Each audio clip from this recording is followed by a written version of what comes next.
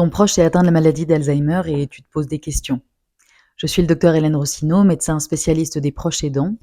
Dans des vidéos précédentes, je t'ai expliqué ce qu'était vraiment la maladie d'Alzheimer et quels étaient les stades de cette maladie.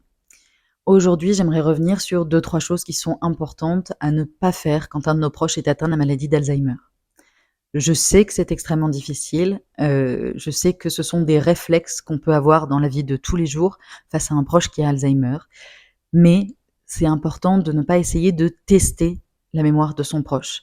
C'est important de ne pas lui dire sans arrêt: «Est-ce que tu te souviens de ça? Est-ce que tu te souviens de telle personne? Est-ce que tu te souviens de tel événement?»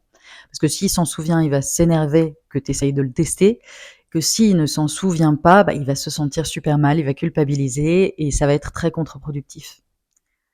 Même chose, et encore une fois, je sais que c'est compliqué parce que, c'est des choses qui nous touchent énormément, mais même si ton proche a oublié quelque chose auquel tu tiens à cœur, évite de le lui reprocher. Je sais que ça arrive et ça arrivera, mais essaye d'en être conscient. Parce que les remarques agressives, les remarques culpabilisantes du style Mais comment t'as pu oublier notre mariage ?» ou Mais comment t'as pu oublier le prénom de ta petite fille ? C'est pareil, ça aide pas, ça rend le patient triste et toi, ça t'aidera pas non plus. C'est une maladie pour laquelle il faut essayer de rester le plus positif possible.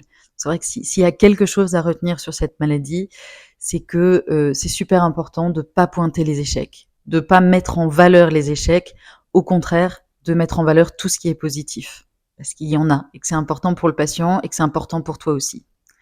Voilà, dans une prochaine vidéo, je rentrerai un peu plus en détail sur la manière dont tu peux agir face, à certains symptômes de la maladie et en particulier quand ton proche commence à avoir du mal à s'exprimer.